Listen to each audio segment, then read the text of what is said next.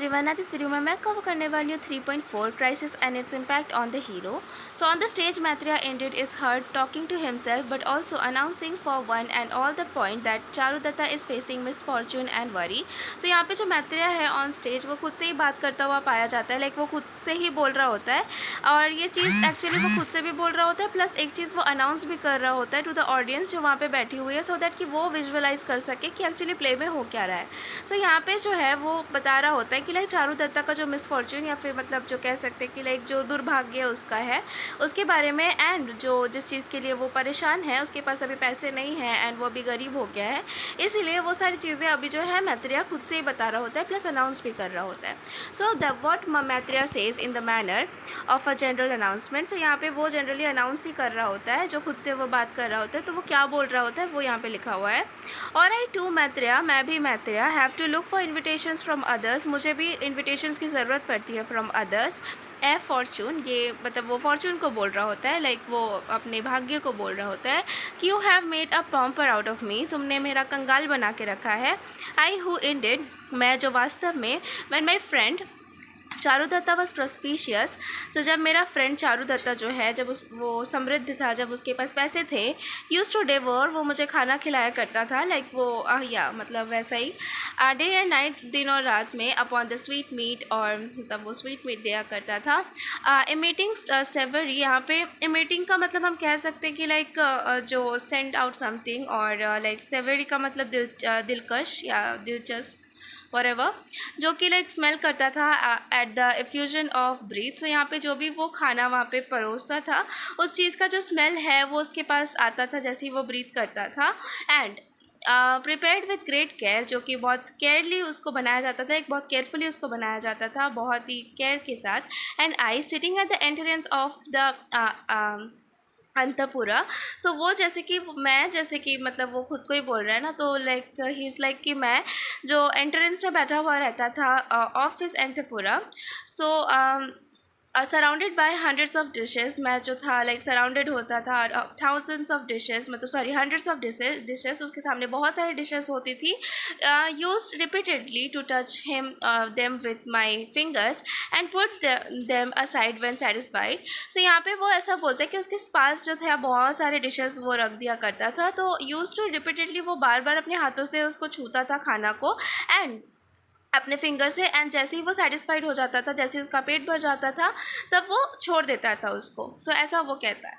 Just like a painter surrounded by hundreds of colour pots, touching with each with his finger and removing it after use. तो यहाँ पे वो simile का use करता है, like वो ऐसा बताता है कि लाइक जो ऐसा कि एक पेंटर है वो उसके पास thousands of like sorry hundreds of जो कलर पॉट्स है उसके पास वो रहता है, और वो उसे फिंगर से यूज़ करता है, फिंगर से उस चीज़ को लाइक छूता है, बट जैसे ही वो ख़त्म हो जाता है, लाइक जैसे ही वो सारी चीज़ें जो हैं, लाइक जैसे उसकी जो पेंटिंग है वो ख़त्म हो जाती है, तो वो अपने कलर पैलेट को धो देता है और लाइक रिमूव कर देता है एंड साइड में कर देता है। And who use to remain ruminating, यहाँ पे रमिनेटिंग का मतलब कह सकते हैं कि लाइक जो काऊ होता है ना, वो अपने पेट में सब कुछ खाना वगैरह डाल देता है एंड देन उसको बाद में मुंह में लेके उसको चबाता है। सो उस चीज़ को कहा गया है, सो यहाँ पे बुल को कहा गया है। So who said to remain ruminating like a bull in a public square of the city. So यहाँ पे जैसे कि जो बुल है वो अपना जो खाना खा रहा होता है वापस अपने पेट से निकाल के, सो वो चीज़ बताया गया कि वो स्क्वायर में जब मतलब पब्लिक स्क्वायर में जब वो सिटी में खा रहा होता है तो वो किसी की तरफ ध्यान नहीं देता। सो यहाँ पे उस चीज़ का डिस्क्रिप्शन बताया गया कि what strikes us as significant in this quotation is the long sentence containing clauses in which each has a narrative of its own। so यहाँ पे बताया गया कि लाइक ये जो स्ट्राइक करता है हम लोगों को विद अब कोटेशन की like long sentence containing clauses, यहाँ पे धारा होता है क्लॉजेस का मतलब, in which each has a narrative of its own, जबकि एक के पास मतलब ईच हैज़ देयर नरेटिव, एक एक के पास उनका खुद का नरेटिव है। सो चारुदत्ता इज प्रोस्पिशियस, चारुदत्ता जो था वो प्रोस्पिशियस था, and his friend Maitreya enjoys his dishes as a Brahmin should in the in the situation. So यहाँ पे चारुदत्ता जो है था वो लाइक उसके पास पैसे थे, वो समृद्ध था, एंड जो मैत्रेय था एज उसका फ्रेंड, और लाइक वो जैसे कि एक ब्राह्मण है तो वो डिशेस जो है लाइक जो भी चारुदत्ता बनाया करते थे वो क्या मैत्रेय इन्जॉय किया करते थे एज अ ब्राह्मण, और ब्राह्मण को इस सिचुएशन में ऐसा ही करना चाहिए। सो वो डिशेस वगैरह इन्जॉय किया करते थे। The similarly of the painter when any colours on his palette at his disposal is interesting. So यहाँ पे जो सिमिली यहाँ पे यूज़ किया गया है कि लाइक एक पेंटर जो है वो कलर अपने मतलब कलर्स को अपने पैलेट में डालता है एंड वो पेंटिंग करता है। जैसे ही वो पेंटिंग ख़त्म हो जाता है, जैसे ही वो पेंटर सेटिस्फाइड हो जाता है कि हाँ मेरी पेंटिंग ख़त्म हो गई है, वो अपने पैलेट को वॉश कर देता है एंड उसको लाइक यहाँ पे डिस्पोजल का मतलब वही ना कि मतलब फेंक देता है, लाइक नॉट फेंक देता है बट हाँ मतलब वॉश कर देता है। अब उसका काम हो चुका होता है, अपने फिंगर वगैरह वॉश कर देता है। Just as the painter is shown to be creating an object of beauty, Similarly, the Brahmin has many tasty dishes at his disposal to taste and eat. So यहाँ पे जिस तरीके से एक पेंटर है जिसको दिखाया गया है कि लाइक वो एक ऑब्जेक्ट क्रिएट कर रहा है, एक ब्यूटी क्रिएट कर रहा है, ऑब्जेक्ट ऑफ ब्यूटी क्रिएट कर रहा है, वैसे ही जो ब्राह्मण के पास भी जो टेस्टी डिशेज़ है, जैसे ही वो सेटिस्फाइड हो जाता है उसको वो मतलब साइड में कर देता है। So the bull symbolises relaxation as well as authority. So यहाँ पे जो बुल जो है वो सिम्बलाइज करता है रिलैक्सेशन को एज वेल एज अथॉरिटी को। अथॉरिटी मतलब अधिकार को। द वर्ड रमिनेटिंग, यहाँ पे जो वर्ड रमिनेटिंग यूज़ हुआ था मतलब जो काऊ या फिर बुल जो होते हैं ना अपने खाना को वापस अपने मुंह में लेके आते हैं एंड उसके बाद में चबाते हैं, उसका फ्लेवर बाद में लेते हैं, उसी तरीके से is employed by a bull that is concern with what goes on around it. So यहाँ पे जो बाद में जब वो मतलब बुल या फिर जो काऊ है वो एक बार में खा लेते हैं, उसके बाद में जब वो खा रहे होते हैं वापस उसको लेके फ्लेवर्स लेके, सो वो चीज़ को जब वो बाद में चबा रहे होते हैं ना तो फिर उसके आसपास क्या हो रहा है वो उन लोगों को ध्यान ही नहीं रहता, उन लोग अपना बस खा रहे होते हैं। सो इस चीज़ को कहा गया है all this images weave a picture of harmony and plenty. So यहाँ पे ये जो सारी इमेजेस यहाँ पे दिखाई गई है, जो भी पिक्चर्स हमारे सामने आती है वो हार्मनी और प्लेंटी को पोर्ट्रे करता है। सो यहाँ पे हार्मनी मतलब यहाँ पे हार्मनी का मतलब होता है स्टेट ऑफ अग्रीमेंट और प्लेंटी का मतलब होता है खूब या फिर as much. So we may note that pictures in his description will tell of a situation as much with information as much as with the suggestion of sounds and hand movements.